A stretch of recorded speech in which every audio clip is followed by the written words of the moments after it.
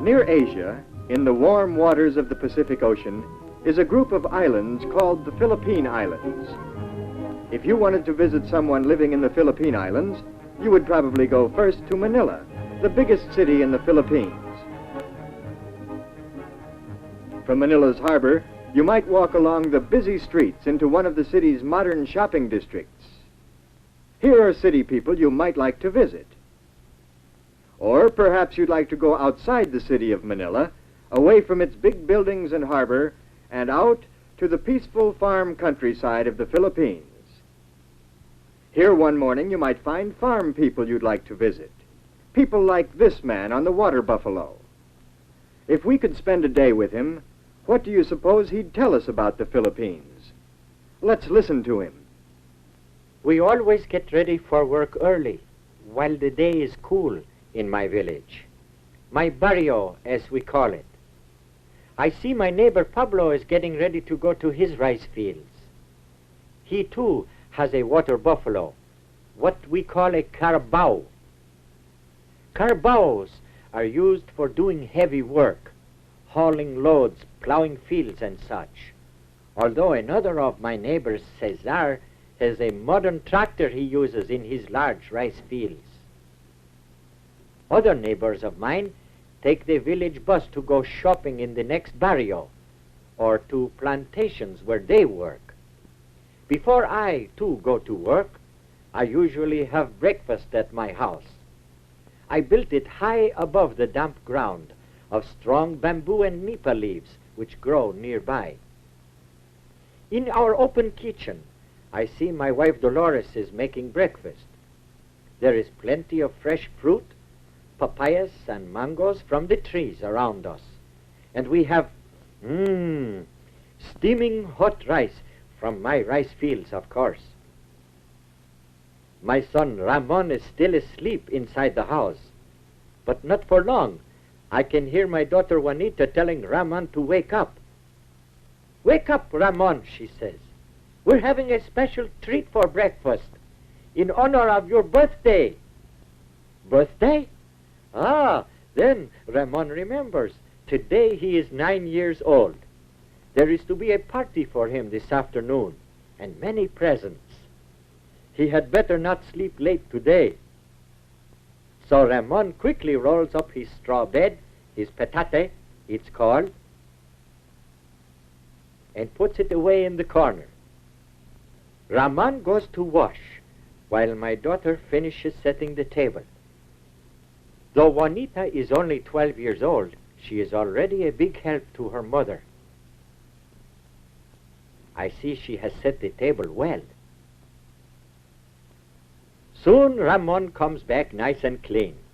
"Happy birthday," I tell him as we begin eating. In honor of Ramon's birthday, today with our rice we are eating tuyo, a kind of dried fish. Ramon likes it very much. But I think his mind is also on the presents he hopes to get later at his party. After breakfast, it is time for me to go to work in my rice fields. Soon the planting season starts, and I have much plowing to do. In a little while, my children leave too. Ramon and Juanita must also start out early from our house, for the public schools they attend are a long way from home. On their way, they pass our village stores, tiendas we call them, a name handed down from the Spanish, just as Ramon and Juanita's names are also Spanish. And they pass our village church. It is old, for it was built by the Spanish missionaries many years ago. At last they come to Juanita's school, the public high school she attends with her girlfriends. Before their classes begin, they like nothing better than a game of luksong lubid, what you might call jump rope. Before his classes start, Ramon likes to play too. At his elementary school, tug of war is a favorite game. Today, Ramon is the leader of his team. Later in class, Ramon is taught many subjects. One of his favorites is geography. In the classroom, English is spoken, and it is one of the main languages we use. Today, Ramon has a question about the United States. His teacher shows him the United States on the map of North America. In the meantime, in her high school, Juanita studies many subjects too. In home economics, she learns to sew fine patterns and do fancy stitching. Embroidery like this was first taught us by the Spaniards, and today it is an art many of our Philippine women are proud of.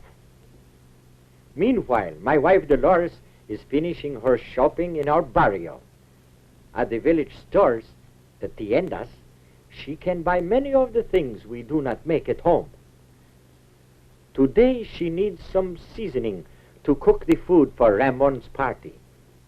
Then, her shopping done, my wife comes back home to start the cooking. At 12 o'clock, my children are out of school for the day. Other children will attend in the afternoon, but Ramon and Juanita now have work to do. Ramon will help me with the plowing, while Juanita comes home to help her mother. There is much to do to get ready for a party. First, Juanita sets the table. Later, she may take a turn at barbecuing the pig her mother has prepared. We call roast pig lechon.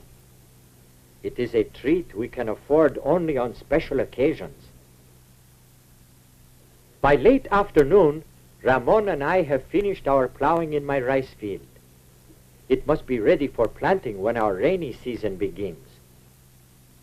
The work has been hard for both of us and for my carabao. Now it is time to go home, so Ramon and I unhitch the carabao. Then we take him back to his place near the river. This is where he stays until I need him the next morning, deep in the cool, muddy water carabaos love so much.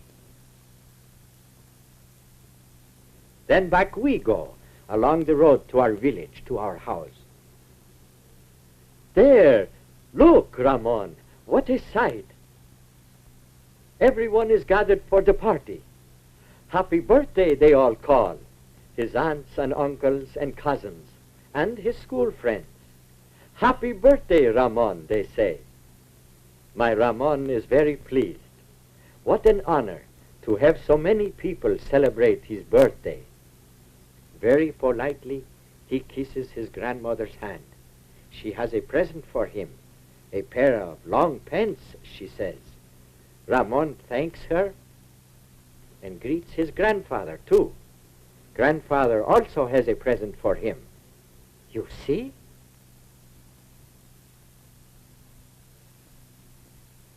A nice new shirt he brought all the way from Manila. Thank you, says Ramon. After he has cleaned up, Ramon thanks me and his mother too for the many presents and the food being served at his party.